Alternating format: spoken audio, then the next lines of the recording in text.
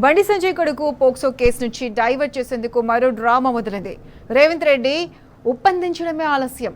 గుంపు మీడియా రంగంలో దిగింది.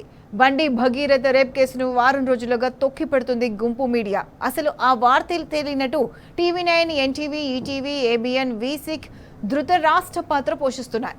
ప్రజా సంఘాలు, మహిళా సంఘాలు ఆందోళనలు చేస్తున్నా కనీసం కెమెరా అటువైపు తిప్పలేదు గుంపు మీడియా. బండి సంజయ్ కొడుకును రక్షించేందుకు రేవంత్ తంటాలు పడుతున్నాడు. పోక్సో కేసు నుంచి డైవర్ట్ చేసేందుకు తెర మీదకు పాచిపోయిన ఫార్ములా ఈ కేసును పట్టుకొచ్చారు. రేవంత్ లీకులతో గుంపు మీడియా అత్యుత్సాహం ప్రదర్శిస్తుంది. లీకుల వార్తను తాటికాయంత అక్షరాలతో బ్రేకింగ్ వేసి తెగ హడావిడి చేస్తుంది. మీడియా అని చెప్పుకుంటూ ఇంత సిగ్గులేనితనం ఎందుకు? ఆడబిడ్డకు అన్యాయం జరిగితే లేవని నోర్లు ఇప్పుడు ఫార్ములా కేసులో ఎందుకు అత్యుత్సాహం చూపిస్తున్నట్టు? జనం అన్నీ గమనిస్తున్నారన్నా సిగ్గైనా లేదా?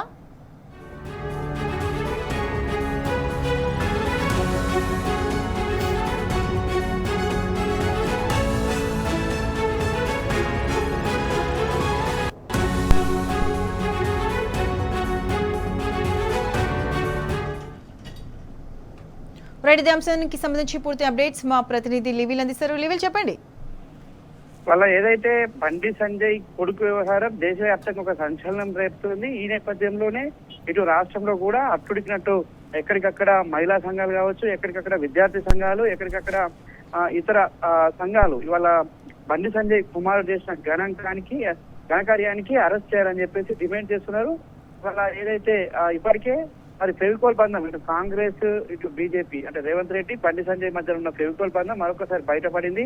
ఇంటా బయట దుమ్మెత్తిపోయడంతో వాళ్ళ మరొక డైవర్షన్ టాక్టిక్స్ కి తెరలేపారు రేవంత్ రెడ్డి. అందులో భాగంగానే ఎన్నడో మూలకపడ్డ ఏదైతే ఫార్ములా రేసుకు సంబంధించిన కారుకు సంబంధించిన అంశాన్ని తెరని తీసుకొచ్చి అదొక అక్రమ కేసు, అదొక బోగస్ కేసు, అదొక తుపాస్ కేసు అని చెప్పేసి గతంలోనే అనేక సందర్భాల్లో బీఆర్ఎస్ అధ్యక్షుడు కేటీఆర్ చెప్పారు. కానీ వాళ్ళ బండి సంజయ్ అంశంతో రాష్ట్ర వ్యాప్తంగా ఒక మచ్చ పడింది. బండి సంజయ్ కి ఎంతైతే మచ్చ పడిందో అంతకు మించి వాళ్ళ రాష్ట్ర ప్రభుత్వానికి మచ్చపడింది. దీంతో ఆ అంశాన్ని పక్కదారి పట్టించేందుకు, అంశాన్ని దారి మళ్లించేందుకు అంటే పూర్తిగా డైవర్షన్ చేసేందుకు వాళ్ళ రేవంత్ రెడ్డి ఫార్ములా ఈ రేస్ తీసుకొచ్చి వాళ్ళ ఏదైతే నోటీసులు ఇవ్వడం అంటే ఖచ్చితంగా అది ఒక డైవర్షన్ టాక్టిక్స్ తప్ప అంతకు మించి ఇంకోటి కాదనేది సుస్పష్టం.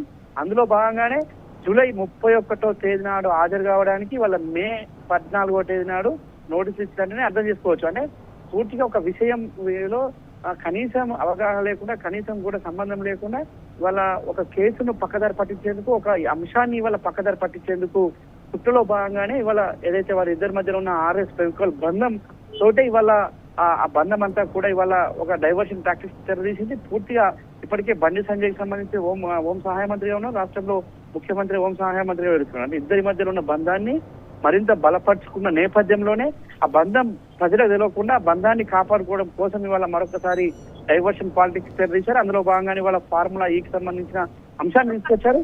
ఈ అంశం ఏదో పెద్ద ఆకాశం మీదకి ఊడ్పడ్డట్టు ఇవాళ తెలుగు మీడియా కూడా కొన్ని ఛానళ్లు అదే వార్త నడిపిస్తున్నాయి తప్ప ఇవాళ బండి సంజయ్ కొడుకు అంశం తీసుకుపోవడం కూడా ఇవాళ యావత్ తెలంగాణ ప్రజలంతా కూడా ఎదురించుకున్న పరిస్థితి కనిపిస్తుంది. Pratyusha. Right level, thanks for the updates.